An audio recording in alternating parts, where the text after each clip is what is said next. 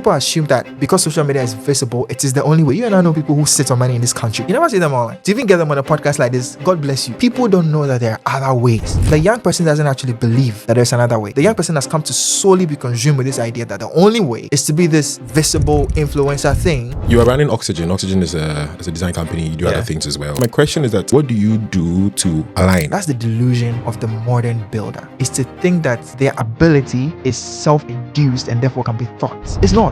It's the only reason why you have one Elon and you have one Zuck. They may share traits, but that calling forth is not something that can motivate yourself. Which is why also a lot of modern entrepreneurship content is dangerous, in my opinion. That level of delusion and audacity and ambition is a calling. It's not a skill. You can't be anything you want to be, but you can be everything you were created to be. Because of how complex Africa is and how gnarly the problems are, we have to redefine victory for our generation. Victory for our generation is not that we fix the systems in our lifetime, but victory may mean that we did the thing that made fixing the system for the next generation much easier. I get it, the government could do better, but where's your white paper? You are an experienced engineer working at Meta or wherever. Where's your white paper? Where's your proposal for how we could develop interdependent and interconnected like national systems? Where is it? Because until you show me that, hey, I think there's a problem, but here's my response to that problem, you're just another complainer. Execution is nothing without ideas, right? Like you are pouring energy and effort into something that is aimless if you don't have an idea. Someone talked about he dreams of these things and then he does the work. My first question will be this: where do you think ideas come from?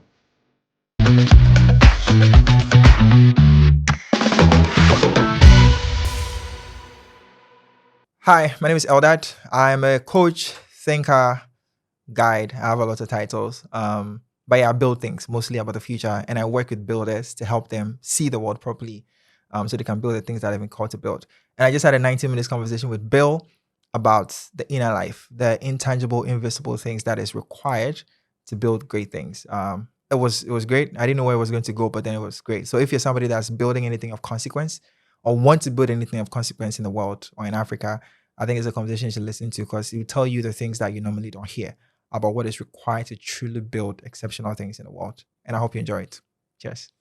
Anything that comes to the real world happens, let me just, lack of a better expression, it happens in the head, in the mind first. It happens in the intangible. Recently, I was listening to Elon Musk, and he was talking about how, before, empires are in the ideas before they become empires. Cities are like an expansion, an extension of people's ideas, And so it's important that you pay attention to like the intangible.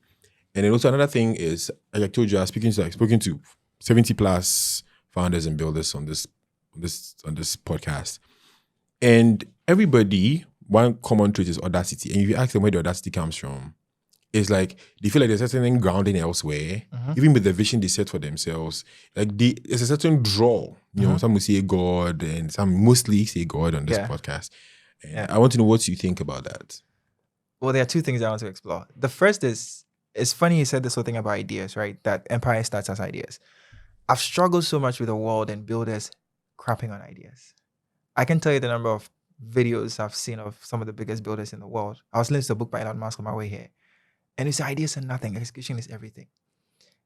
And man, that frustrates me so much because execution is nothing without ideas, right? Like you are pouring energy and effort into something that is aimless if you don't have an idea.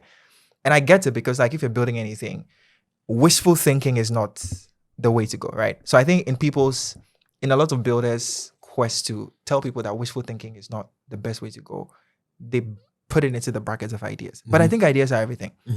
Like ideas are everything. And I think we need more people to respect that than like the current narrative. Maybe it's also personal because I'm an idea person, right? So I find it strange that my entire being is being summarized as useless. When this book comes and said ideas and nothing, execution and everything, right?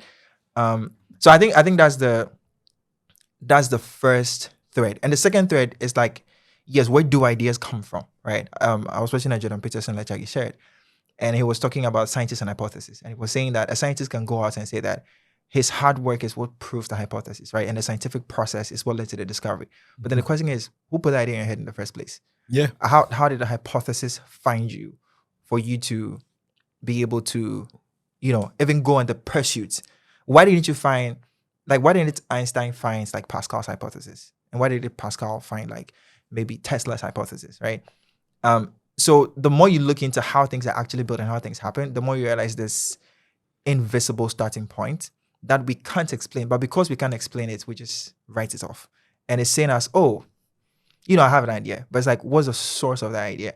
So I think it's crucial. And I haven't read this myself, but I've seen videos where people talk about, I think, was it Dyson? One of these, like, he talks about, he dreams about his ideas, right? About his innovations. I don't think it's Dyson in particular, but I think somebody talks about James Dyson. Probably. Someone talks about, he dreams of these things and then he does the work to actually bring it to life. So I always say that there's like soul and there's systems, right? Soul is the invisible stuff. It's the things that we can't explain. And the systems are the tangible things that we can then point to and go like, okay, I did A, I did B, I did C. But because the soul stuff is intangible, is nutty to kind of stay with, it tends to be written off. But I think that's everything, right? Like at this point, I feel like that is, like, without that, nothing else exists. It's true. And even, it's good you mentioned that if like ideas are everything, or the mind or the intangible, the invisible is everything to build anything substantial, because even when you're in the process of building, what keeps you going is the idea of what this could become. Yep. Like the idea was started, and then it's what will taunt the price. Your mind is what the price is being taunted before you in your mind. Yeah. The reason why you would wake up at 4 a.m. and go for a meeting at 11 p.m. and work much longer hours to get anything done is because your mind has seized you and made you think that there's a certain future that's ahead, and if you keep doing this thing, you might realize it. Yeah. SpaceX went public a few weeks ago, and Elon. and Elon is just talking about taking human beings to making human beings multiplanetary, and it's all in his mind. Yeah. And that's what's keeping him going. Like, he wants to preserve consciousness. And so the first question will be this: where do you think ideas come from? I'm Christian, so I think ideas come from God. Now, if you're not Christian, because I listen to like a wide range of things, you can call it whatever, right? Source, creator. Because, and I believe that because a creator has an intent, right? Just like, creating this podcast, you have a certain intent. And in your quest to make that intent possible, you're going to put bodies in place, right? And you basically feed through those bodies your intent in ways that they can execute so that the intent becomes visible. So if I'm Christian, I believe God created the earth and he has a particular outcome. Everybody's a tool to that outcome. So my thing is, if God needs something to exist, he feeds that into like, okay, now is the time. And I don't know who German philosopher said it, this idea of the zeitgeist, the spirit of the times. You'd realize that at any point in like, time, there is a similar consistent set of ideas that's floating across. You can have it, your friend has it, the next person has it. The question is why? Like, why is it all of a sudden everybody thinks it's time for AI? Or why is it all of a sudden everybody thinks it's time for tech 2.0? And why is it that people can say that, oh, an idea is too early for its time? Right? I think it's because the creator has an intention, the creator has a plan. And ideas are sort of the seeds for us created beings to be able to execute that plan. So it's almost like when the time is right, he's going to go like, okay, now it's time for this. And then it floats out. And as whoever catches it first. I remember my high school teacher actually told me this. It was like ideas are spirits, right? Like nobody has a copyright on ideas. It's only, the benefits of it only belongs to the person that can materialize it and make it happen, right? So I think ideas come from God. And I think it's his way of making happen in the earth whatever he thinks it's time to happen. Which is why one of the best places it can be is to be tuned to that. And I used to think this thing was weird when I heard it the first time. Like, what are you talking about, right? But I think it's I hate this word, to alignments, because they've used it so terribly. But that's what it is, right? It's a creator has an intent, and your positioning relative to that intent is what makes it possible if you then do the work, right? So the work comes second, but I think ideas come from God, and that's why I think it comes from him. It's good you mentioned that, because there is Michael Jackson. Yeah. There's this popular story about Michael Jackson that when he just rushes to the studio to do things, and then you ask him why, he said, well, God has given me this idea, and then it might be floating in Prince's mind too. Prince was his competitor at the time, his rival at the time. And like, if I don't do it now, Prince might do it, because ideas don't come in one person's head. Yeah. And there's this Platonic idea. Plato had this idea that ideas were the ultimate. Yeah. That the world is a world of ideas. Everything is just ideas. And even if you're governing a city, if like you have a city, like I said, then the city takes the form of with the people in the city. The city is like an extension, a physical extension of the ideas of the people. Yeah. And so if the city is in a state that's like, troubling or concerning, the people have to then reevaluate their minds and their ideas. And then, because the city is basically taking shape and taking form of, and even if you're running a company as well, for example, the culture of your business, of your company, typically will take the form of your mindset and your mind frame at a point in time. 100%. And I think that's so...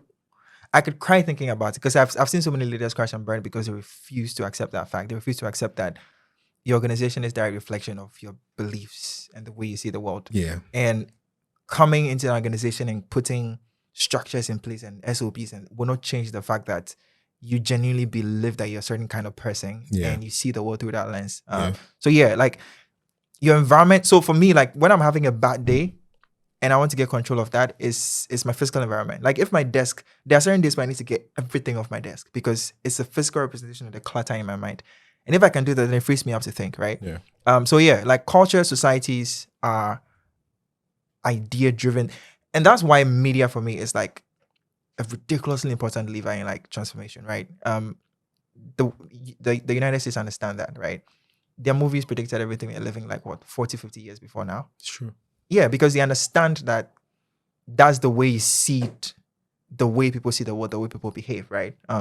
So it's always on that layer of like, what is the subconscious? What does the subconscious believe? I wrote this essay a few days ago. Like, don't argue with the subconscious. You will lose. Like, don't fight. The subconscious runs an operating system that we barely understand, and usually we think we can counter it with like physical effort. Like the CEO comes to the office thinking that putting together SOPs is what's going to fix his belief that people are lazy. Therefore, he treats them like kids. Therefore, they react to that treatment by not being proactive. Therefore, he has a bottleneck and everything has to come back to him. You can create 20,000 SOPs, but unless you fix the fundamental belief, like it's not going to fix it. You keep running the same cycles over and over. So which is why when leaders climb, they get more spiritual. It's true. Yeah. So like at the beginning of everybody's business, they're very tactical, system driven.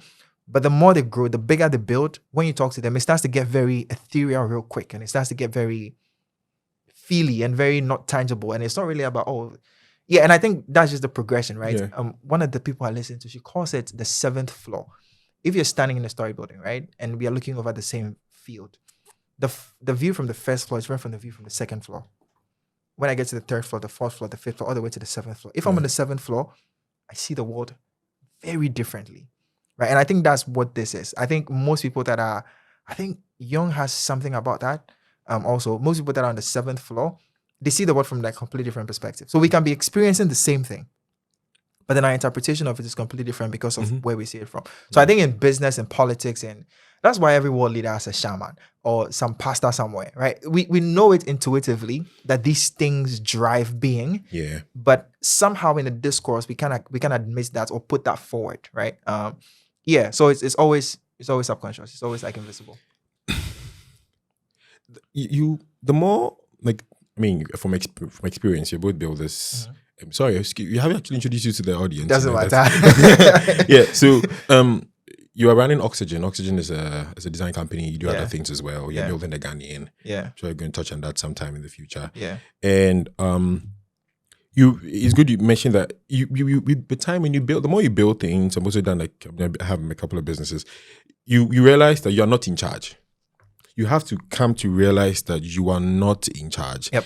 And that you can you can put all the systems, like you say, put all the systems in place. If you're not aligned, for the last couple of years, I had to learn that the hard way.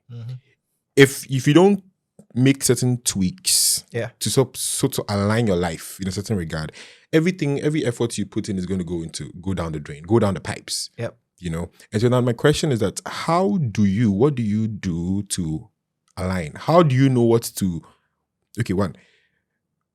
what am I aligning to, one, and then how do you align? Okay. Your mind. So that's the first question is, what am I aligning to, and then two, how do you align? What am I aligning to? I always go back to this idea of intended purpose. I didn't create myself, right? I was the effect of another cause, and that cause has an intent. So for me now, I've really come to understand that what I'm aligning to is always what is my intended purpose first. And the second thing is, what are the needs of the time. And what I do is an intersection of those two things, an intersection of what I believe my intended purpose is and what the needs of the times are. Now, that's very arbitrary. So the question is, how do you find it? The idea is very simple. You find it by doing. So if we were to sit down and go like, oh, I want to read, journal, meditate, pray, and figure out these two answers, you won't, right? Because I think God also designed the world in a way that action creates feedback, which then reveals intent. So the way to get to that is first to be aware that, okay, I'm on a journey to discover the intent of my creation and what is necessary in the times. But the way I start that is just picking the next thing in front of me and executing. But I'm not attached to the execution, because the execution is merely a means for me to get data, which would then lead me to the conclusion. So the whole time I'm executing, I'm getting data and I'm getting feedback. And the other half to this is then, if I'm a Christian, is then what's my own relationship with the Creator? What's my prayer life like? How much time do I spend in quiet? Because there's signal and there's noise. So I can get a lot of data coming at me, but how do I decipher what is what? Especially in a world that is very, very, very quick to give you a template, right? Because like once something succeeds, everybody goes like, that's what you must be. So if you're an ambitious person particularly, you're going to hear a lot of, that's what you should be, that's what you should be, that's what you should be. And that's all noise. So you can do things, get feedback, but the way you interpret that feedback is dependent on how tuned you are to the intent of the person that created you, right? So the first thing I think is action, action, action, action. David Data talks about it like an onion, right? An onion has like maybe 10 layers or 20 layers, let's just say for the sake of this conversation. It's all still the onion, but every layer is different, right? So the more I peel at the onion, the more I get to discover a different layer of the onion. It's not that I'm looking at a different thing. It's that I'm seeing the exact same thing. Another example I like from Joe Hudson is this idea of like a seed, an acorn, and an oak tree. It's the same thing. Just a complete different level of manifestation. I hate that word too, but a complete different level of expression, right? So the what is always, what is my intended purpose? What was I created? What does the times need? The how is by just taking action. But your goal for the action is to get feedback. And the lens through which you interpret that feedback is your relationship with who the creator is, whose voice is the most prominent in your life, right? That's the way you get to figuring out.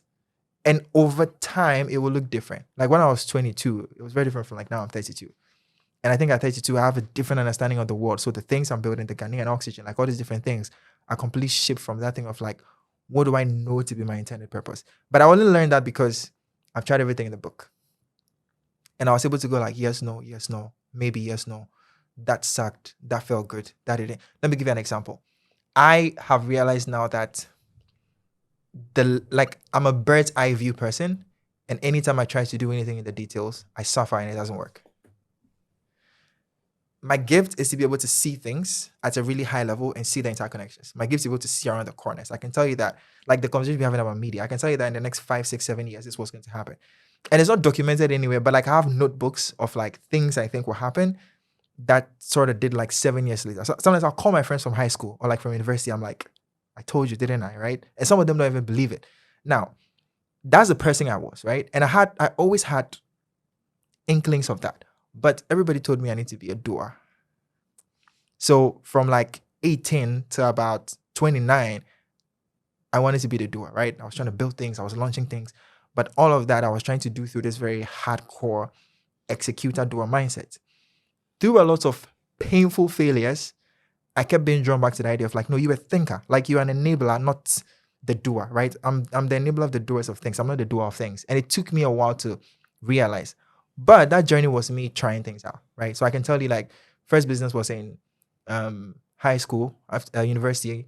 I was doing t-shirts, and the next business was like supposed to be a tech company. Then I started an agency that it really worked. Like, but every single step was like, oh, of all the things that it took to create this thing, here's the one thing I was exceptional at, and here's the one thing that I did really well at. And looking back, I can see that across maybe 20 different initiatives. So now I'm like, okay, that's Eldad, right? That's the thing that Eldad is created for, has the ability for, has the talent for.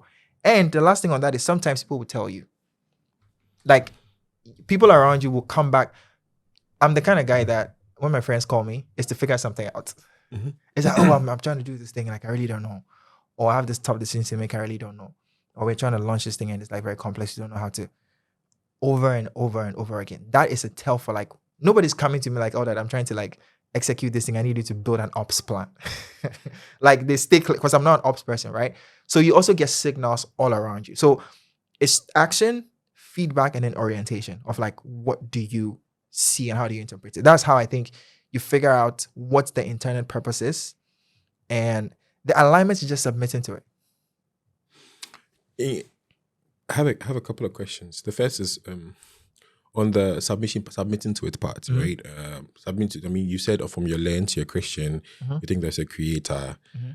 That might not exactly be the language for everybody. Probably listen to this conversation, but I think generally there's an admission that there's a higher power. Yeah, there's a higher power. There's a certain higher power. Yeah. It has different expressions from different people. Some people are Muslims, some people are Christians, whatever absolutely. it is. And you talk about submitting to that. That's where it all starts from. That's creator has an intended purpose for you, and so the more you obey the prodding in your mind by doing, you get feedback, and then you get better. So far, that's what we've established, right? Now you made mention of you said something about spending time in the quiet. Yeah, that is where the ideas come. I want you to drill down on that. What does that mean? Well, practically, it means spending time in the quiet. And so if you look at the human life now, even then, it's a state of consistent feedback. Okay. So think about yourself when you wake up in the morning. You wake up in the morning, most of us are grabbing our phones, right? That is you getting external feedback. And then if you have a family, you move on from that to interaction with your family. That's external feedback, right? And then you get into the shower. And then you plan your day, you do your thing. Then you get on the road. That's all external feedback. You're dealing with other people. Then you get to your office. You're dealing with people. That's external feedback. Then you go through the entire day, people. On your way back, you're dealing with people. You come back home, you have a family, you're dealing with people. To cool down, you go watch a bunch of television or like YouTube or whatever. That's external feedback. And then you go to bed. Okay. Where in that chain have you had time to just sit and observe your thoughts? To sit with yourself and to go like, oh, what that person said and what this person said, what does that mean? Like the thing I felt, was it right or was it wrong? So if you look at the pace of living for the average, not even like the crazy CEO, just for the average person, you have very little time where there is no external stimuli. Now, here's the interesting thing about external stimuli. Anything that comes in instantly shapes your orientation. Anything at all. So, like if you take all the people in this room, whatever they were thinking 20 minutes ago is different from what they're thinking now, just for the mere fact that they've heard what we are saying or they've seen what we are saying. Okay. So it means that in the way the world is designed, you are consistently under assault from just external feedback, right? And if I'm really trying to understand why I was created and who created me, I need to make space for that conversation. So it's almost like, where is the space in my life for that conversation? Because I'm having this conversation with everybody else. So making space philosophically is realizing that every minute of your life is filled with something that is not you or the person that created you. Now, somebody will argue, okay, doesn't mean that God doesn't or creator doesn't speak. Like sometimes you get feedback through that, which is cool. But philosophically, you have to understand that that is the secondary source, not a primary source. So making space just means you have to know that I need quiet time. Like Chris said, I need time to just not deal with any feedback except observe my own thoughts and inquire. Like, Maji, what's up? Yeah. Now, that can look different for different people depending on who you are, right? So practically, what does it look like? For me, it's trying to carve time in the morning without my phone. So if I get out of bed on good days, I'm not saying I do this all the time. On good days, I don't want to be looking at my phone, right? I want to go the first 3 hours without any external stimuli. So I wake up, get out, brush my teeth, stretch, grab this book. I always have this book with me. And when I grab this book, it's like, what's in my mind? I'm not trying to like solve anything. It's just like, what's going through my mind? Sometimes it's things I want to do. Sometimes it's things I'm worried about. Sometimes it's the way I feel. I just need to empty out as much as possible, right? That's one practical way to do it. And then if I'm really having a great morning, I'll do my exercise. By this time, my daughter is in. So I have like 15, 20 minutes. Then she comes in, that I'm interacting with her. That can get frustrating as much as it become very cute. Then I'm going to do the whole morning with the fam. Then I'm back. I'll do like a 20 minutes meditation. And that one is a conscious practice of getting yourself to notice. So you have to learn to do that because then it reorients how you see the world. Yeah. Right? That's a practical example. Another way is just, I use social media like it's my, how's it called? my toothbrush. I use it. When I feel like it's not helping me, I delete it. So I'm not obliged to keep Instagram on my phone all the time. So it's sometimes I can tell you I've not had Instagram on my phone for like 2 weeks. Why? Because it's noise. I'm getting on there and I'm seeing everybody else's win. I'm seeing everybody else's templates and it's getting in my head. And it's like I can feel that me seeing that person on a yacht, as much as, that's what I'm saying, don't argue with the subconscious. As much as I can consciously tell myself that doesn't affect me, subconsciously does. And from that moment forward, I'm judging myself. Here's a better example. Those who are married, they'll get this. You go online, right? You're having a perfectly great day. And then you go online as a guy, and then you see this reel of someone's wife doing some incredible thing that you've always wanted, but your wife doesn't do, or doesn't do as well. 5 minutes ago, you're having a great day. Now your day sucks. Why? Because you've been given a lens, right? So making space is just the philosophical understanding that most of my life is external stimuli. And it's a one-sided conversation. And if I believe in a creator, higher power, whomever, I need to then make space for that conversation, right? The great thing is, if you do that well, that becomes your orientation for this conversation. Does that make sense? So if you meditate, one of the key things is for you to be able to create space between your thoughts and yourself, right? So let's say I'm driving and somebody cuts me off. The activity is somebody has cut me off. My reaction is I'm pissed off. That's my thoughts. That's my feeling. But meditation creates some latency between that feeling and my response to the feeling. That training happens in quiet, but then you bring it to the real world. So somebody can stand in front of you and do the most ridiculous thing and you're just looking at them. Not because you're not mad, but because you've trained yourself to be able to differentiate. Now, I have a lot of ambitious friends, you included, right? And I don't know if I told you this before. I'll meet them and they'll say, should do X, Y, Z. And I'm like, nah, I don't think that's my move. What you're saying is good. And I'm probably capable of it. Yeah. But through that making space understanding, I've come to know that that's not my game. So even if somebody presents it to me on a platter, I have the orientation to be able to go like, you know what? Nah, that's not my game, right? Yeah. So that's a philosophical and practical view of like what it looks like to make space. You can take it all the way. I'm not saying to sit and meditate for like, people do retreats where they go away for like, specific amount of time. But you need to make space for yourself. Yeah. Because 90% of the time, guy, you don't have it. Everybody, if you look at social media right now, because of the expert pandemic we are in, everyone is telling you how to live your life. And we've come to crave it. Like I remember I'll write articles and I'll send them out. And then some people text me like, where's the conclusion? And I'm like, there's none. It's meant to start a thinking process in your mind. It's not, I'm not like, Kapil Gupta calls it prescriptions, right? We've become a prescription-driven like society. Give me the 3 steps, give me the 4 steps, give me the 5 steps, give me the 6 things to do. So if you give somebody space to ponder anything, they're looking at you like, but where's the conclusion? Where's the 6 steps that I need to take away from this? Where's the quick win, right? We don't have space for contemplation, right? And that's what I think, because I'm Christian again, that's why I think Orthodox Christianity has. And that's what I think Eastern philosophy has. So Buddhism, Taoism, like they create space for contemplation, right? Modern Christianity, not so much, right? Because modern Christianity is more about activity and about sensation, but we don't have space for contemplation. But I think if the farther back you go, the more you realize that contemplation was a foundational basis of how leaders operated, right? Like leaders of empires, religious leaders, and so on and so forth. So that's what it looks like philosophically. That's what it looks like practically. Beautiful. Because I think I've also come to a certain conclusion that the people who are grounded are the people who build things. Like, the most grounded people are the people who build things that outlive them. You know? And to be grounded is to have a certain, what's it called? Make time for contemplation. Yeah. Make time for contemplation in the sense that, and the beauty of it is, it's good you mentioned this, the modern Christianity and the religious systems are supposed to help us be grounded. Make room for us to help. That's why the Bible tell your teacher will tell you, or like your pastor will tell you to have a quiet time and spend time in prayer. And I was telling you and I were having a conversation about Jordan Peterson's idea of prayer and like how even thinking of itself is prayer. Because, for example, there's a problem in my business. I want to figure this problem out.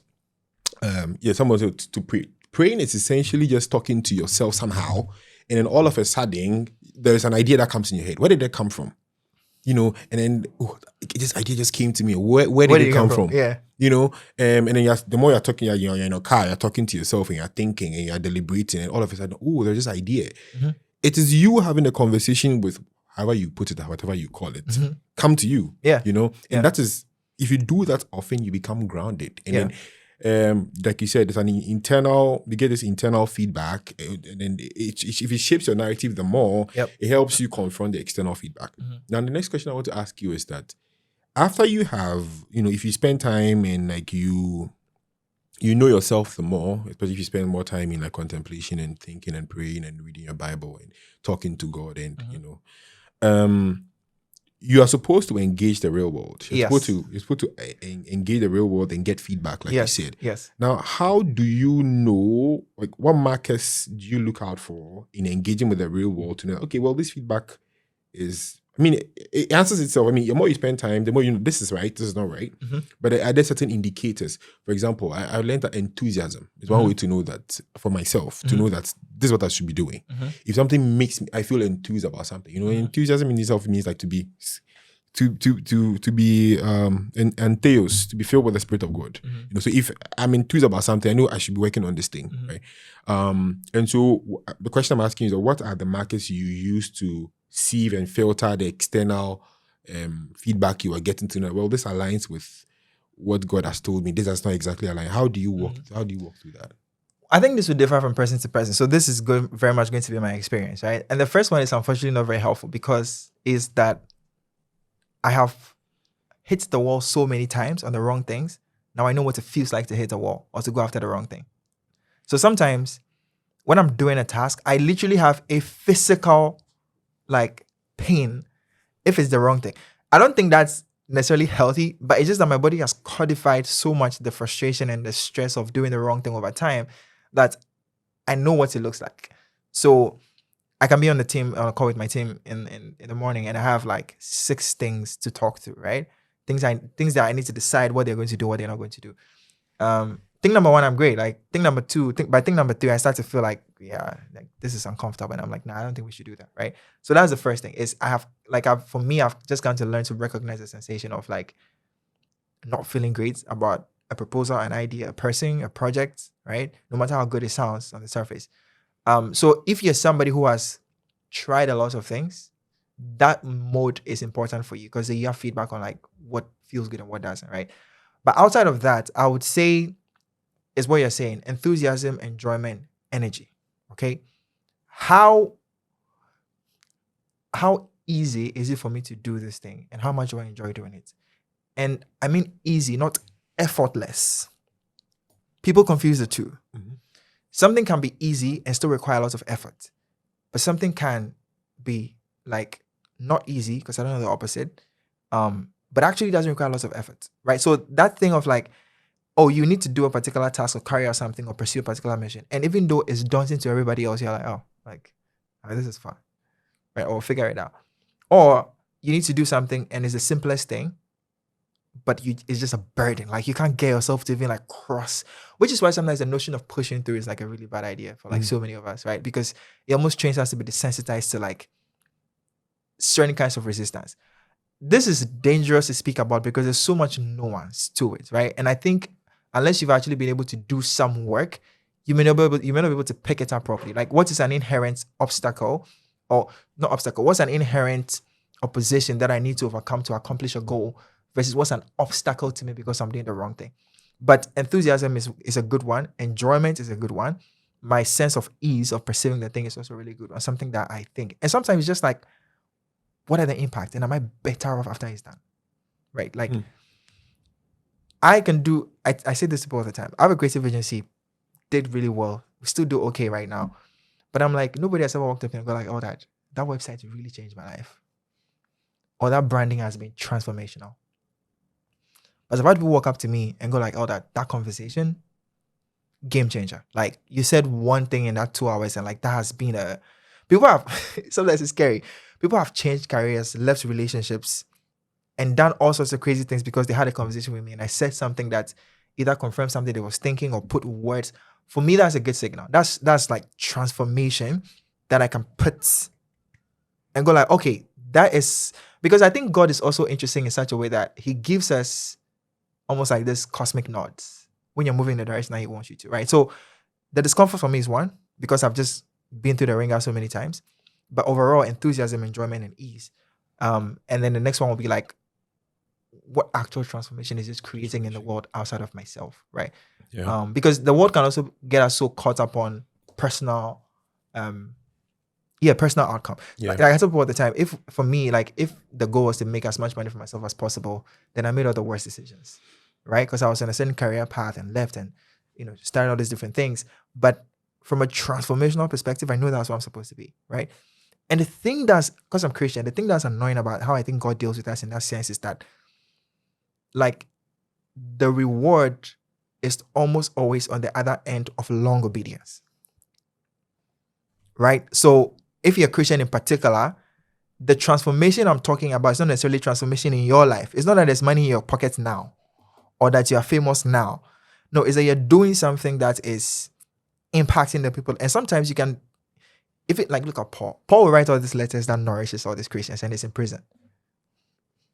Like, make that make sense. Like, explain to me how a man that's so riddled in trial and persecution has the words that's nourishing a bunch of people that are nowhere near suffering the pain that he is suffering, right? So in the Christian context, because again, all things considered, in the Christian context, you have to detach personal benefits from transformation. They're not the same thing. Yeah. And I think people tend to confuse that. So when I say transformation, it's not personal benefits.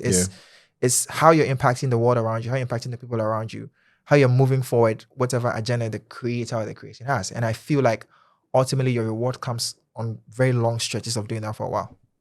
That's beautiful.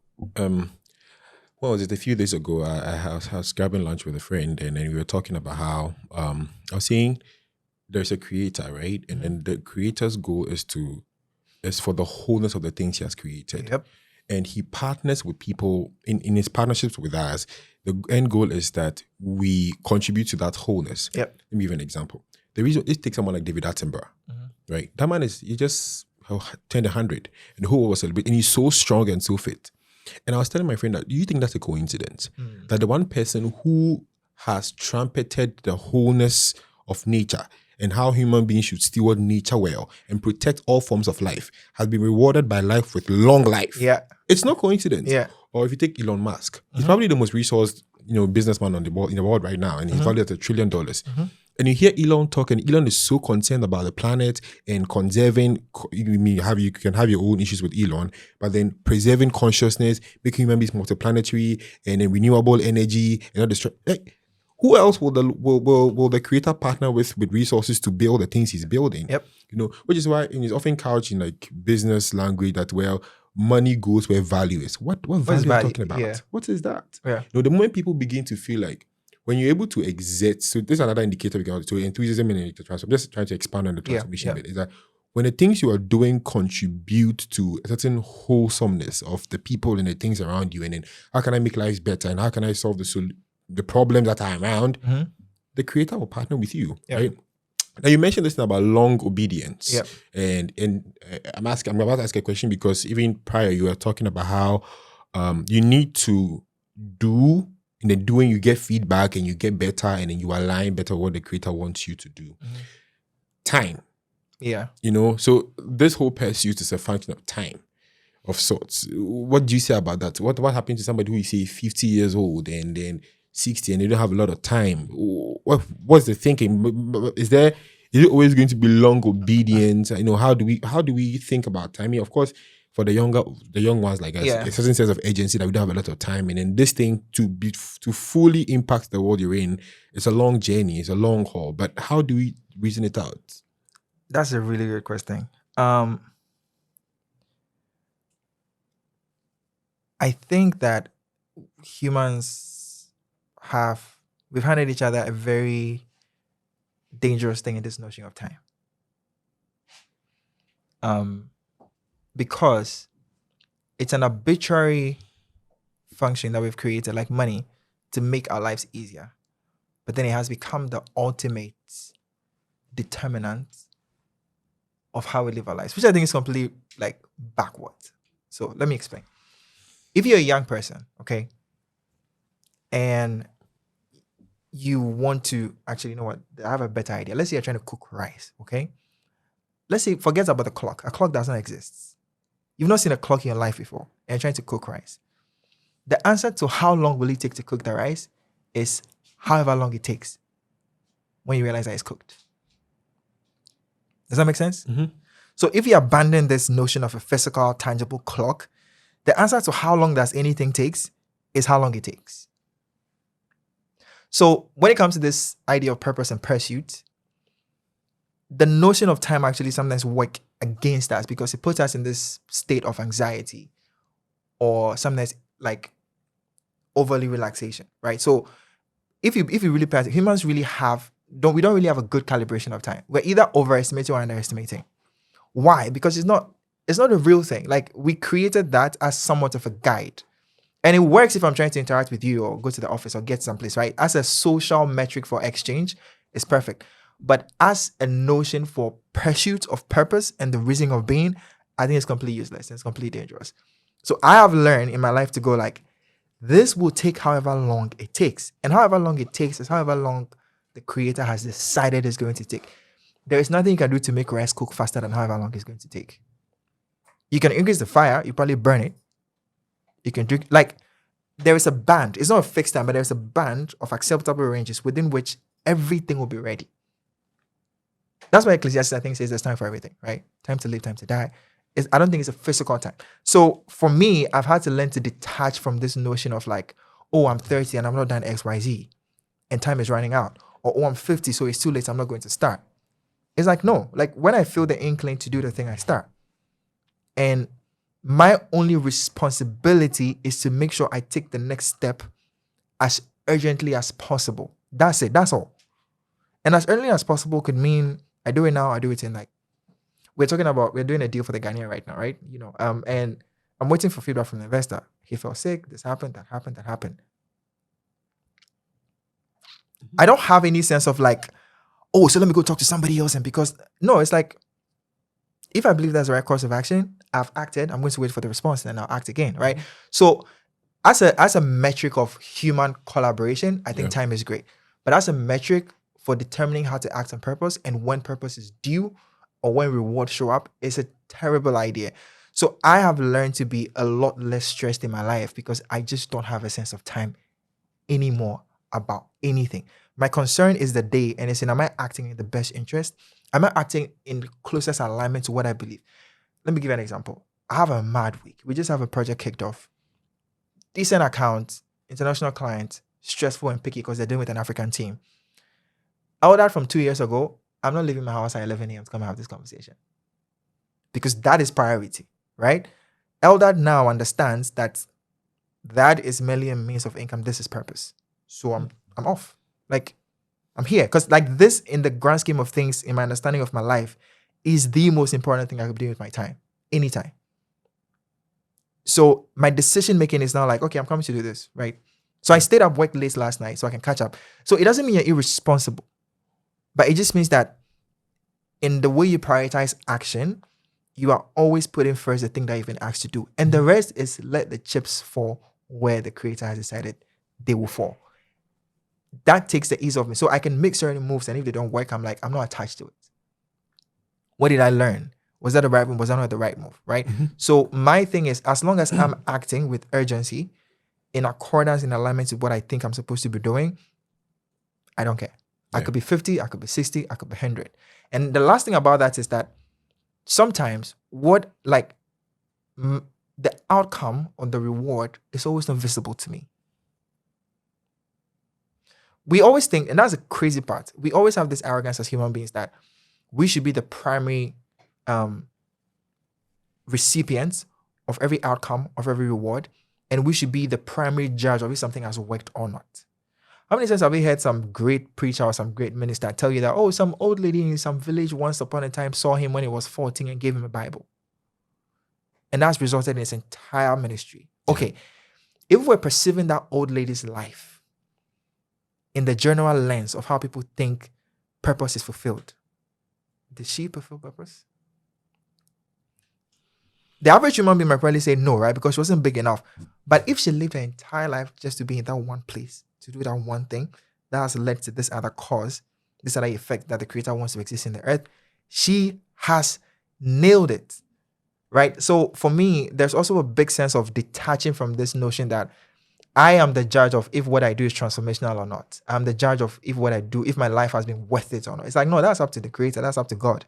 So my only job is really to obey, right? It's really to go like, and then, bro, the more I've grown, I saw this reel today. The more I've grown, the more old hymns have become more useful, right? Yeah. Whatever my lot, thou hast taught me to say, it is well with my soul. Yep. Whatever my lot, Mm-hmm. right? And I think that's something that older Christians got that we don't get. Even non-Christians sometimes. Which is why, like Viktor Frankl and all the different people, like, would tell you, will be willing to sacrifice their entire lives for one thing. And everybody be like, are you crazy? They go like, but I believe that's what I was supposed to do. And if I die, so be it. Bro, we don't have, like, our current generation of builders, and this is where I think it becomes very practical. Our current generation of builders are so obsessed with themselves as the primary receiver of all rewards and the primary judge of all transformation. Which is why we can't build anything beyond ourselves. Because the kind of impact that transcends generations, impact continents, is only going to come from somebody who knows that his job is to take a step in alignment for the greater good. And he may not live to see it in his or her generation, but that doesn't mean he's lost. I wrote an article called The Hopeful African. It's actually a Substack I want to launch soon. And I was saying that because of how complex Africa is, and how gnarly the problems are, we have to redefine victory for our generation. Yeah. Victory for our generation is not that we fix the systems in our lifetime. But victory may mean that we did the thing that made fixing the system for the next generation much easier. And if we don't detach from being the primary recipients of the reward of all good things, we will never do those things, because in the short term, they are not rewarding to us. We'll not see it in our lifetime. So we'll overemphasize on things that happen in our lifetime, right? So even in that notion of time and transformation, if you think that the timeline for the transformation is as long as you're alive, dude, you don't make the moves that will really change the world. You will always cower down to the things that you can immediately get the benefits from and keep to yourself. But that's a wrong view of it. So it's a long answer, but I have learned to abandon the notion of time as it pertains to the purpose and the pursuit of things. As a measure of societal and civil collaboration, yes, absolutely. But thinking about my life, what I need to do, how long I'll be here, how it's going to impact people, I don't have a sense of time. It's only like, it will take how long it takes. And then I move on. Yeah. There's so many parts to go with this conversation. So let's backtrack a little to, like making room for contemplation and connecting and aligning with the creator, and you mentioned that there's something the Orthodox churches got right, the old houses got right, and every week, once in every week, I'm not a Catholic, but I attend a Catholic mass. My favorite theologians are Catholic theologians, and then I enjoy the Catholic mass so much that, and the reason is that when you are in a Catholic mass, every element of the mass is pointing to the fact that there is a higher power. Thank you. Like there's no focus on yourself. And none. No. It's from the hymns to the homily.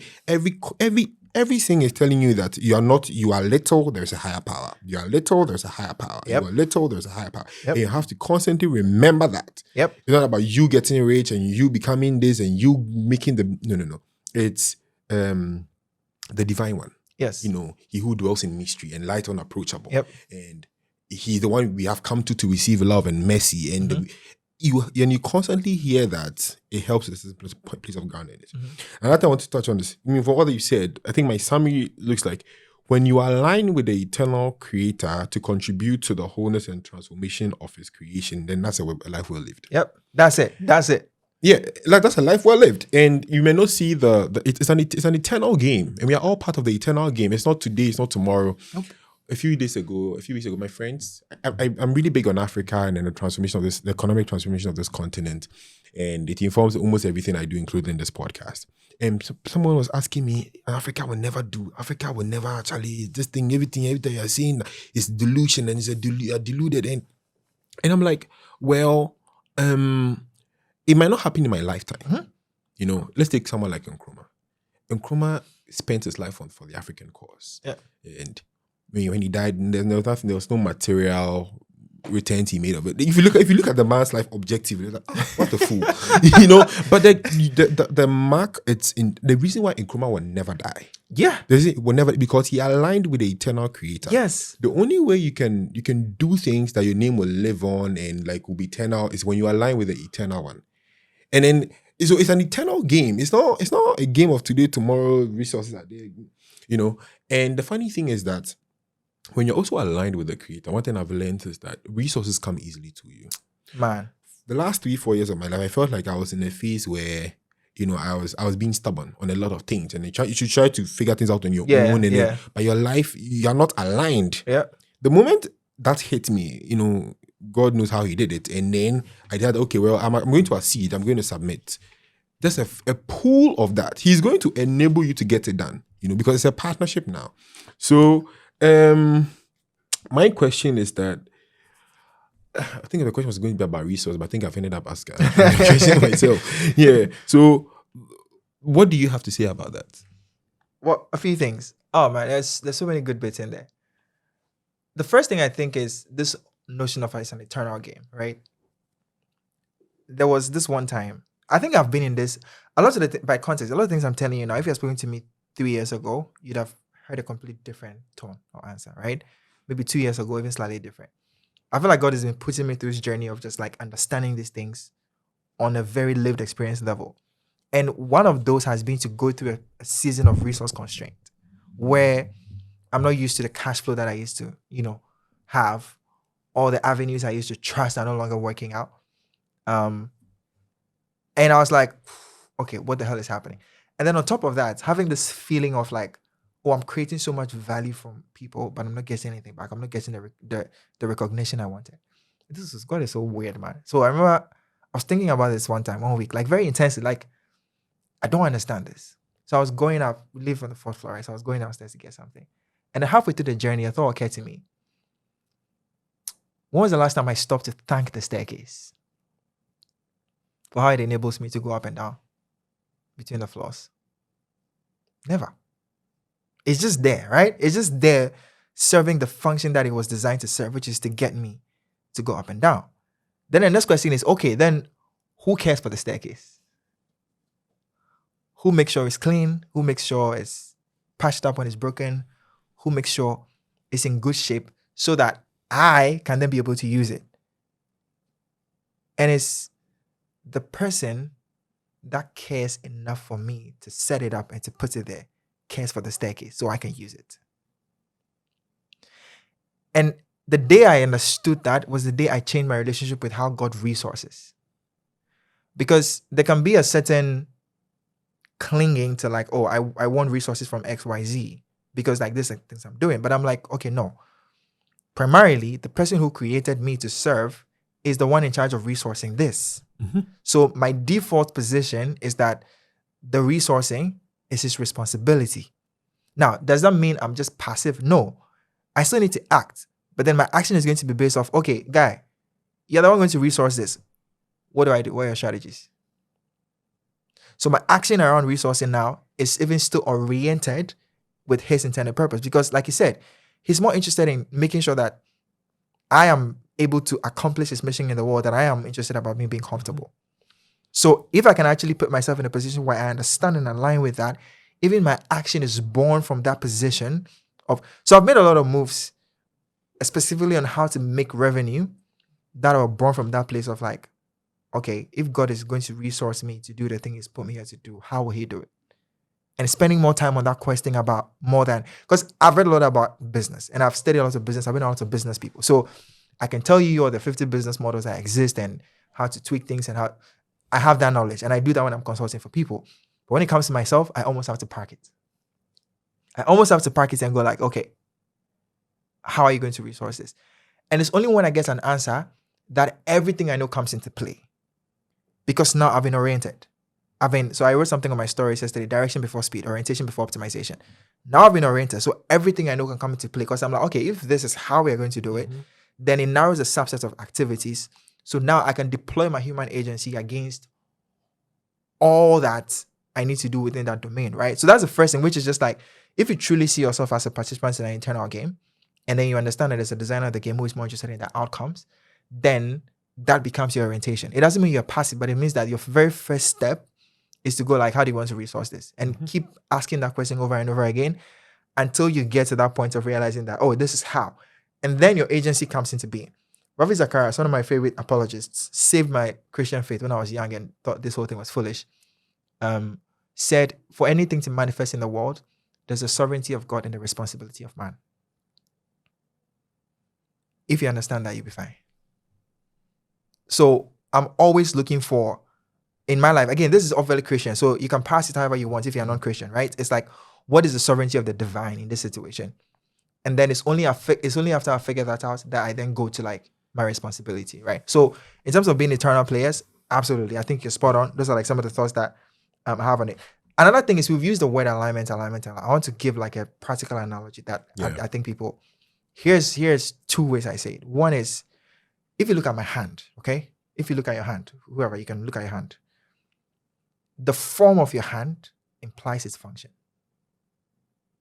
The way your hand is designed, if you pay attention, basically tells you that this is something that can grab things. This is something that can hold things in a particular way. It's why you can't bend your hand backwards, and if you do, it's an anomaly.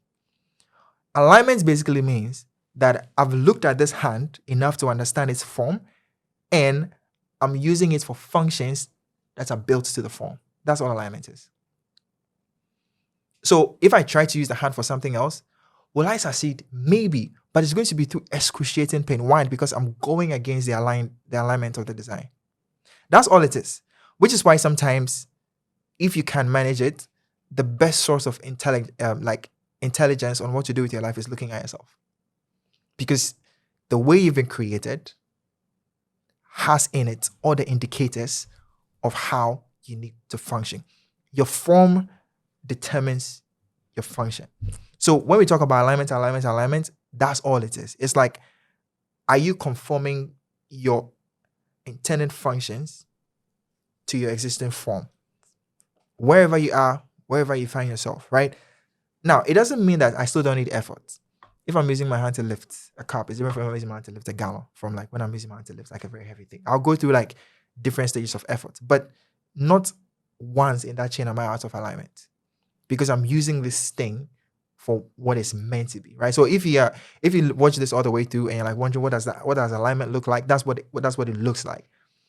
So I tell people, like, don't try to walk with your hands. You look cool, but then you be in pain, and it's stupid. Mm-hmm. And that's what like a lot of the world is getting us to do now. We are all doing handstands. I want to chip in there a little. With regards to you, so you said alignment is looking at yourself to see form. Yeah. But I have a problem there. Okay. See, how do you look at yourself? And the reason I say this is like, ask him the same way I can't look at myself now unless I look in the mirror. Yeah.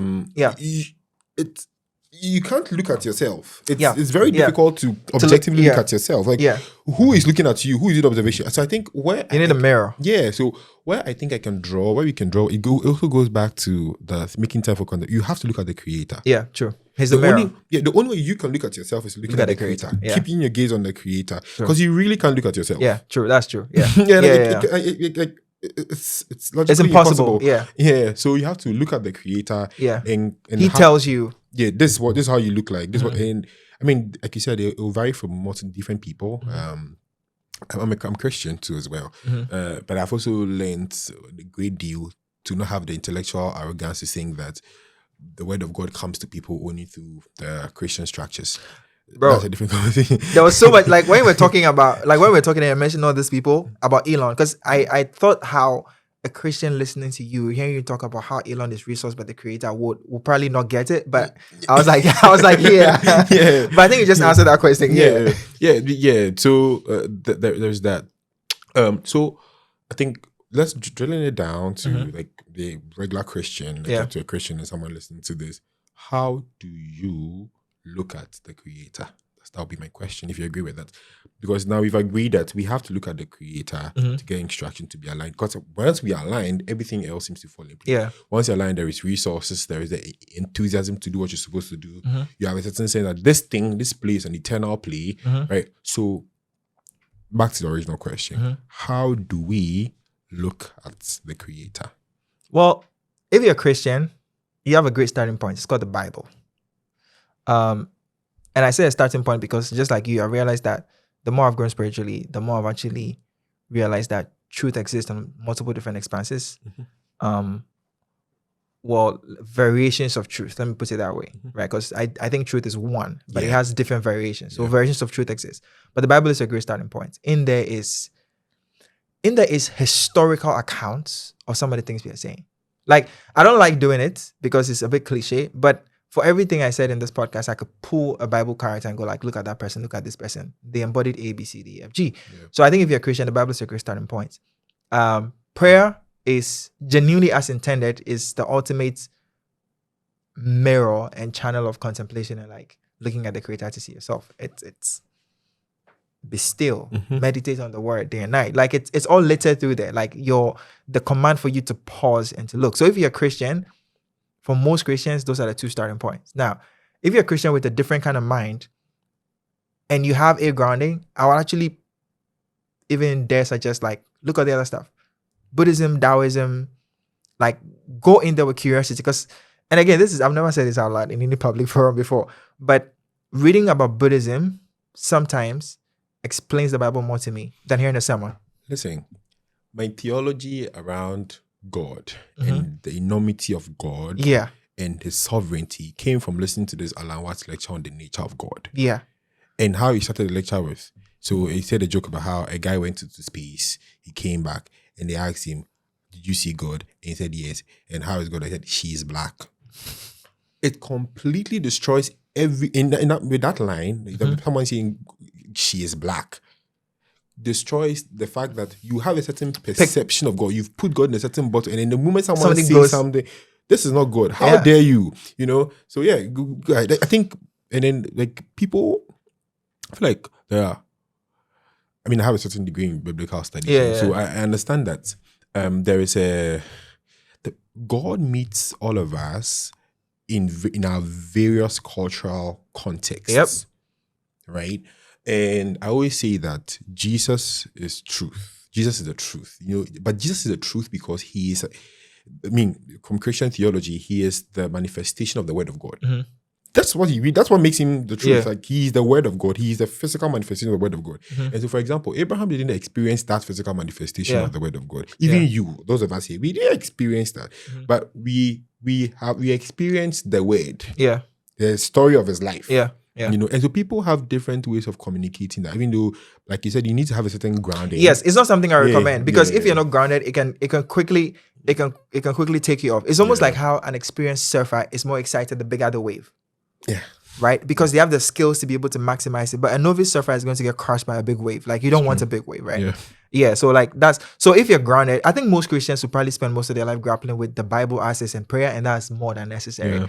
I do think though for certain people with certain missions in the world, you'll be drawn. I don't even say you need to go further. You'll be drawn further. Like I didn't go seeking out like understanding of Buddhism or Taoism or any of these things. You'll be drawn. Like I'll be drawn to it. It was a certain pursuit of understanding myself in the world that took me there.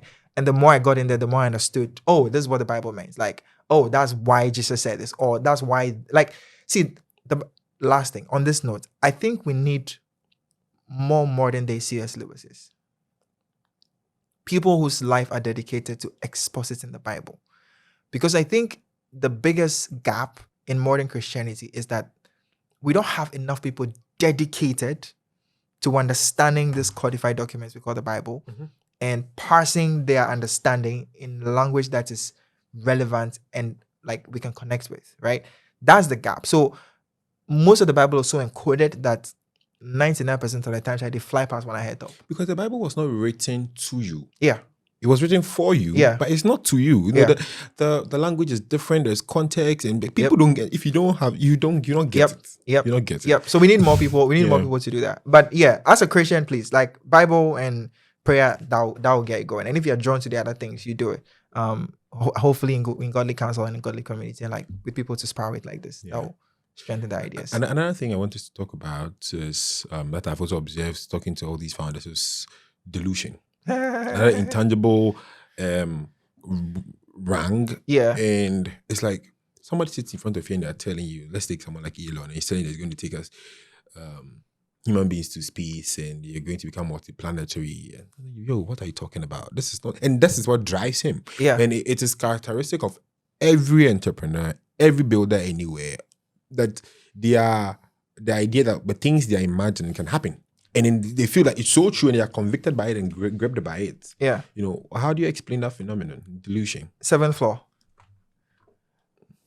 Like, if you're on the first floor, that analogy changed my life. If you're on the first floor, right? Mm-hmm. You're limited in how far you can see. You get blocked by the wall. Let's say if you live in an apartment, you know what I'm saying. If you're on the first, second floor, you're blocked by the wall. You can't see outside. But just get to the 3rd floor, and all of a sudden, your view is larger. Get to the 4th floor, and by the time you get to the peak, what you see, the person on the 1st floor can't possibly fathom how you see that much, right?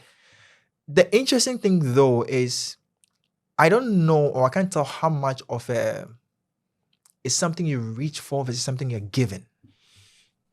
Because modern entrepreneur, modern business content seem to make it seem like it's something you can reach for. So when you hear, and I wrote an essay, I don't remember the title, that's the delusion of the modern builder, is to think that their ability is self-induced and therefore can be thought. It's not. It's the only reason why you have one Elon, and you have one Zuck, and you have one. They may share traits, but that calling forth is not something you can motivate yourself into. Which is why also a lot of modern entrepreneurship content is dangerous, in my opinion. But again, I can only say that as somebody who's like, I've been reading about Silicon Valley since like 2014. Like when I started reading about Silicon Valley, most Ghanaian 16-year-olds don't even know what Silicon Valley was, or not even that Facebook existed, right? So I've been in that space for a very long time to realize that level of delusion and audacity and ambition is a calling. It's not a skill. Yeah. It's not a skill. It is him who worketh in us both to will and to do of his good pleasure. That's all it is, right? But I think, which is so weird, because I think for me that when I started understanding these things, dude, it broke me. Like, because my view of the world has been shaped on this sense of agency, and this sense of self-authorship, that when I finally started understanding that I'm not in control, that I can't be anything I want to be, it broke me. Like, because I really did believe that I could be anything I wanted to be. Because that's what you're told, right? And I was like, no. And I think it was Jeshetti that said this. It was like, you can't be anything you want to be, but you can be everything you were created to be. 2 different things. So the people that sit across from you, they are self-selecting group of people that I think have a certain calling forth that gives them that ability. And the danger is when they sit and communicate that and they don't have the awareness around it, they can make it seem like this is a skill to develop. I don't think it's a skill. Yeah. I think it's a gift. I think it's a calling. And when you have it, you live in that. And if you don't have it, it doesn't mean that your space in the world is also incomplete, because those guys are useless without you. Yeah. That's how the creator created it, right? Yeah. The ambition and the delusion is completely useless without the people to go execute and make that happen. Mm-hmm. So if you come back to that idea of like, we are all in this puzzle piece created for different intents and purposes, then no one is better. There's nothing better than any other. It's just like, that's the position you're put to play. And if you play that to the best of your ability, you get the rewards that are attached to it. It's also the reason why these people are the most tortured people. Like I don't think people understand. They deal with levels of stress that will break you. Yeah. I used to, when I came out of school, I was around like some young entrepreneurs, like very early in their early 30s. So they killed my ambition. I'm like, I don't want this. Because I saw what their lives looked like from Monday to Monday. And I'm like, do you guys know what it means? Even right now, when I consult for like small businesses, they're like, oh, they want to start making like $100,000. I'm like, bro, if $100,000 is looking for you right now, you can't handle it.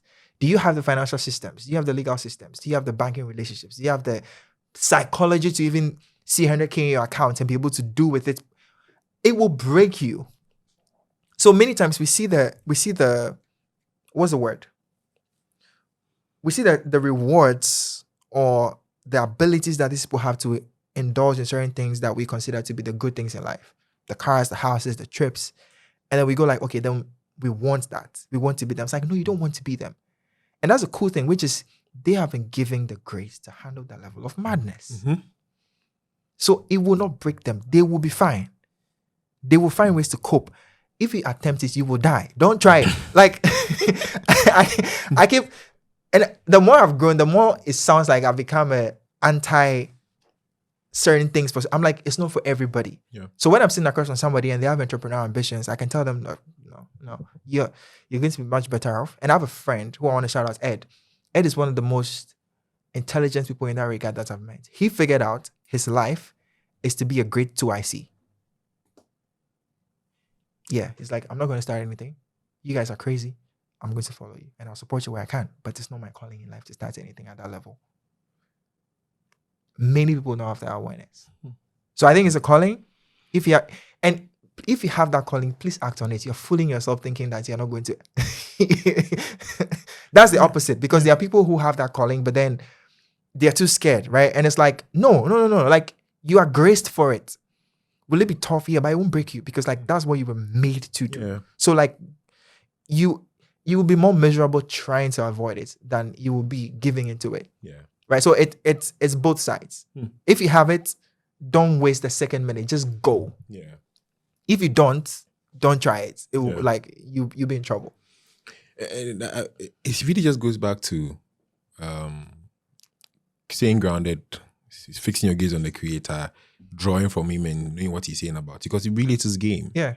It is. You know, the earth is the Lord's and the fullness thereof. Oftentimes we fool about it and we think we are in control. We are not in control. No, you're not. And the delusions comes with resilience. Yeah. Like they go hand in hand. Yeah. Because what is going to cradle you through rest in those turbulent times is the idea that God has said this and God has told me that I will do this, and you believe him. And Yeah. And even if you're not Christian, and knowing that this is what must be. Exactly. And just like it doesn't matter, it's going to be. So you hear it all the time. Like, even when things were hard, I just knew it was going to work out. I knew this is what I was supposed to be. Yeah. So if you don't have the God language, it's still that assurance that this is the thing. So we've I think explored really well the internal feedback part, more on the external part. You said something early on that I think it's worth talking about. We are in an age where there isn't a lot. We don't have a lot of builders. Yeah. Recently there was this podcast, Afropolitan Yeah, podcast or so, and then he went to say that like we don't have 35-year-olds buying banks, and in the 60s, people who were doing the course and taking over nations were in their 30s. Now we don't have that anymore. People are just talkers and builders. And when you were speaking, like, oh, this could be why, you know, there's a lot of distraction, external distraction, external feedback. We are swamped and there's a deluge of it. And so we don't know who we are, what God, and oftentimes most people are also not spending time in the closet and making time for the day. So we just constantly hear, oh, this person's life is this way and my life could be that way. And then we're just lost. We're not building anything impactful. We're not contributing extensively to the wholeness of the creation. Yeah, bro, I have to fight. Like, I think for me, it was sometime last year that I understood, okay, this, let me put it, it's that I accepted this is what God put me here to do. And I'm telling you, till date, every day I have to fight to protect that understanding. Because when I go online, it's like, are you stupid? Sometimes, for someone like me, I don't even have to go online. I'm on the phone with my friends, and they're like, oh yeah, we just closed this deal. We're flying to the Netherlands, or like, we're in San Francisco for this thing. And I'm like, what? And I'm here doing what? And sometimes even in trying to live out that mission, like there's a deal we're negotiating, and I got some terms back, and I was pissed off. It was Sunday morning. I'm like, do you think I'm a fool for you to send me these terms? But I want to realize that is resistance in the pursuit of my mission, not a signal that is not my mission, right? So even for someone like me, I have to fight every day, which is why I carry this note. Sometimes half of this notebook is just me writing down what I think I'm supposed to do.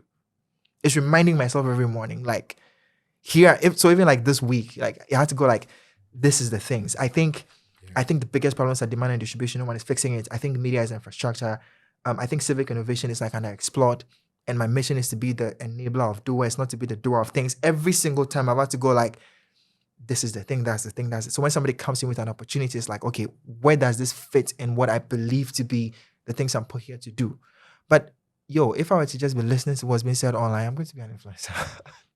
I mean, I have the chops for it. Like, I can yap and da. Like, I could wake up every day thinking the most important thing I could do is to yap on camera or to go get $100,000 deal because I can do that. Like, so I feel like we have been brought to this place of passivity just because of this assault on ourselves and this assault of templates and this assault of the easy life, this assault of the easy money, this assault of like, here's what everybody's doing. Bro, I saw a YouTube video today from somebody that was talking about how they got to 2,000 followers in 5 weeks. Do you understand the insanity of that? You're making a YouTube video to tell people how you got to 2,000 followers in 5 weeks. Do you know how long it has to take you to do anything impactful in the world? And if you're already eager to establish yourself as a authority in 5 weeks of achieving a mediocre result for that matter, like, but that person has probably been told that is a path, right? Do something, aka build followers. Once you have it, then go sell it. You want so they don't think that using those 2,000 followers to create a real, solve a real problem that gets them money is the path. No. Yeah. They think that they have to go and teach. And that is the danger of social media. The biggest names of social media fall in two categories. They either are already successful or they're teaching you how to be successful on social media. That's it. You pass every social media content. And even if it doesn't look like that from the beginning, that's the end game, right? So we've created this thing where I call it selling shovels. If the quickest way to get ahead is to sell a shovel. It's not to do anything real. Just create the illusion of doing something real. And because everybody else wants that illusion, they will give you money in the hopes of the opportunity to participate in your victory. And we keep the cycle going. So that's why generation after generation after generation after generation, you have people that are willing to do the hard work. Because I know some of the things you're doing, it's not Instagrammable. Yeah, no. There's nothing glamorous about it. Right? Like some of the things I'm doing, dude, we've been working on the Ghanaian for God knows how many months and poured how much money into it, and I still have nothing to show for it. Yeah. But every day I have to go one more step, one more block in place, one more chip, I've met that person. Bro, that is not fun. Yeah. And I can't turn on a camera and go let me teach you how to hustle and wait for 4 years before your vision comes to life. There's nothing, right? So we don't do it. Yeah. But then when we see, say, the Elons or when we see the Gary V's, we don't understand that the game they are playing is an amplifier to the thing they are building. That's not the thing itself. Gary V is an amplifier for VaynerMedia. Without Gary V, VaynerMedia doesn't get to where it is. So when Gary is yapping on the internet, that's not his business model. That's just a megaphone. Because Gary being right about the rise of TikTok or whatever is what makes Fortune 500 companies give his company money because this guy is right. So it's not that you don't play the game, but it's that you have to understand that is an amplifier, not the game itself. But equally, there are people who have built far more massive things that don't have time to be on social media. So another thing is people assume that because social media is visible, it is the only way. You and I know people who sit on money in this country. You never see them online. To even get them on a podcast like this, God bless you. Yeah. Right? Yeah. And that's also the other problem, which is that people don't know that there are other ways. That the young person doesn't actually believe that there's another way. The young person has come to solely be consumed with this idea that the only way is to be this visible influencer thing. And it's almost like everybody in the 90s thinking the only way to be successful is to be a journalist. And it's how stupid would that be? So we have real problems right now that are going out, and we have people that are really talented that are not deploying against those problems because they've bought into the easy narrative. There's no easy anything. If you speak to the highest creators that even this podcast you guys are doing, do you know can you see how many people you have on your team and how much effort coordination it takes to shoot an episode, edit, post, get shadows? People don't see that work. So they assume that the reward, which is, Bill is known, Bill is seen. Even me, I'm sitting here yapping for the last however many hours. The things I'm telling you are the end of just 10 years of just nobody giving 2 cents where I am. Now, if you talk to my friends from way back, they were like, Eldad is always like that. But until we met in person, you didn't know who I was. There was no way I was going to go you know what I'm saying? So I think people mistake that the reveal for the journey. It's it's not. I sound this way because I've been reading about philosophy since university, since 2014. I've read things that most people, even at the time of reading, I didn't understand them until now, right? There's just been so many years of learning, studying, and just so many years of painful personal experience. So I can articulate these things in 2 minutes and make it sound amazing. But that is the end result of a process. And until I go to that process, the result is not worth anything. Yeah. So if you're trying to tell people how to get to 5,000 followers, because you got to 5,000 followers in 5 weeks, you don't have anything of consequence to tell me. It's true. Go do something of consequence and then come talk about it. I can tell you that, I lost 100K US in deals. I can tell you that we built like projects for like, big government things. I can tell you that I know people that are your favorite influence who I am coaches to, but that's because I'm doing stuff. So when I come and tell you stuff, it's impressive. Mm-hmm. But until I've done something, there is nothing impressive. I don't think people even know the half of the things you're up to. But if we're just to turn on the camera and go like, okay, hi, I'm Bill. Over the last 7 years, that's what I've been up to. Everybody's going to go like, Yeah. so I meet people and they go like, oh, how's your content thing going? Because they assume that because the only part of my life they see is me posting my videos on Instagram, that's my entire life. Yeah. So somebody was shocking. I was like, no, I do content for fun. Like I have business, like I have things that I do that actually bring me money. That's my neck is on the line. That's somebody has put money in my account and I have to deliver. Otherwise, I'm screwed. Like that's a complete separate life from me just putting on the camera, right? So we have to make, like, I'm reading this book by Elon, and like he says this, we have to make building cool again. Like we have to make things like just like we need to stop the yapping. Because even my friends who are like experts, I was complaining about this on my Instagram. I'm like, yo, y'all please shut up. I get it, the government could do better, but where's your white paper?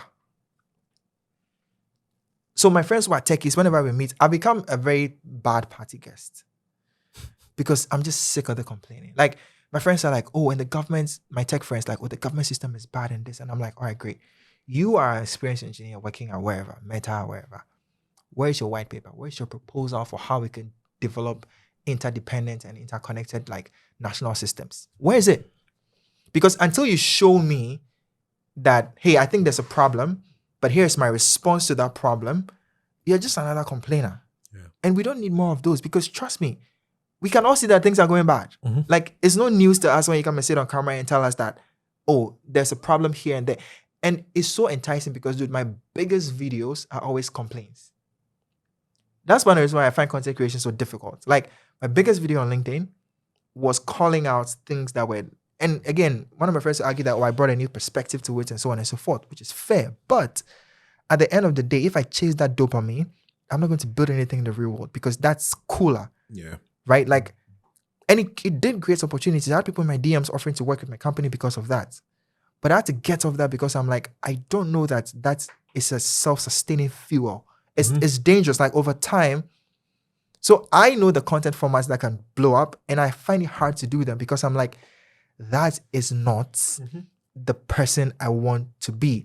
If you look at Eldad online in 5 years, are the things Eldad's saying solutions to problems, or is Eldad just another one of 20 faces that catalog the problems that existed in his time? Yeah. I'm like, no, I want people to be able to go like, yo, this video was a proposition to that solution and that really worked. Or you called this thing up, but then that project came out. Like that's the kind of person I want to be. So I'm voting with my time on how to be that person. Yeah. Instead of just like being this other guy and doing, and another thing is over time, okay, it's a cycle. So this is the last thing on that. The cycle of complaining, getting attention, is if you stay there too long, everybody starts getting bored. Which is why people have to keep getting more and more extreme to stay. So it has a quick ramp up, but then it depletes very quickly. I want to build things that are compounding assets. That over time. So let me give you an example. 2 creators, right?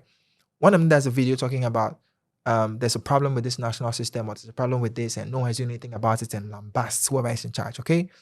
The other person go like, oh, I noticed there's a problem with this, but here are 7 different proposals or ideas of solutions that I think could solve this and why I think they could work. Now, in the short term, first video is probably going to blow up because it's playing to the sentiments of everybody. And the creator might even get some opportunities on the back of it. Okay. But in 7 years, which video do you think is going to compound in value? Because for every suggestion that the other person made, that gets implemented, that video gets more valuable.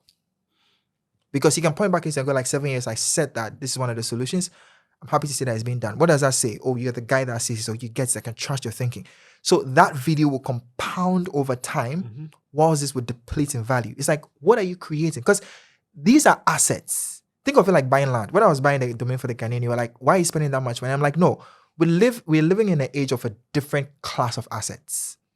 You and I are no longer necessarily going to be fighting over land or homes. Like, most of that stuff is taken by the way. So we are in the realm now of intellectual assets. Okay, what's the long-term value of intellectual assets you're putting your time and energy in? Over the next 5 to 10 years, will it compound or will it depreciate? And I think many people are caught in the short-term value of being influencers, that we don't realize that we need to build things that compound. And I think that's the problem.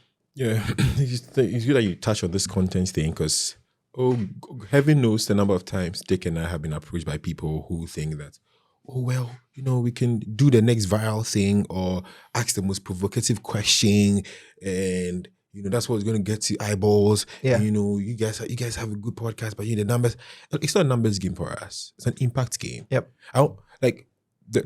Recently we did an event because the ethos of the podcast is to encourage people to build things, and we had the live event. And open pitch. we released the announcement a week to the event. We oversold the tickets. Yep. It's because people see value. We don't want to just be on the internet and shouting and screaming empty things. Almost everybody here on this team is building things. Yep. And so we are playing. I just hope people could play more of the longer game, yep. And say, we're not looking for the next viral video, the next viral interview. No. I mean, the percentage of numbers is good because it tells you that, well, the impact is extending, it's getting bigger. But if we get 20 people, because I want in my DMs have people who come to you and say, hey, I will listen to this episode and now I'm building this thing here, Yep. I'm doing this thing here. Yep. It didn't come from me asking provocative questions. Nope. Remember when we started, we were telling, show business, you guys can go on the street. And you guys don't get what we are trying to do here. You're not chasing numbers because 100 years time, when somebody clicks on this video, will it still be valuable? Thank you. Will it still be valuable in 100 years? Yep. This thing we have put our work in, plus 200. And then the thing is, like you've said, it's an eternal game. We want to put out things that have eternal value. Yep. You're talking about the hymns, and you read a hymn like, oh my God, this hymn has significance to me now. That is what we are doing. We want to have conversations that will last for forever. Yep. Yep. And so I just hope the people on the internet, both people who are consuming and people who are creating know that there's a real world seeking real impact. The creator is seeking partners to create things that will have actual value for people and will contribute to the wholeness of people's lives, right? Yep. And so, yeah. Interesting. That. Yeah. Interesting. So thanks for taking the time. I think often we've spent a lot of time on this podcast just talking about, okay, this is what I did, this is how my life went, and it has its own value. Yeah. That's how you read the Bible. The Bible, the stories of the people has its own truth that comes to bear when you pay attention. Yeah. And so these conversations we have, people telling their stories, we are hoping for the same effect, that the eternal truth guiding these stories they tell us comes to bear so that people can grab them. Yep. And today we think we'll be more intentional on, okay, there is more. Yeah. And then it all stems from, I think for me, my summary would be that make time for contemplation. That's the summary of this conversation. Yeah. Bill, make time for contemplation. Seek the creator. There's an upper hand. But that is him. And then he's going to cause my brain to receive what he wants me to receive. He's going to enable me to do what I have to do. Yep. Yeah. Thank you for your time, Eldad. Pleasure so much. Final words for us?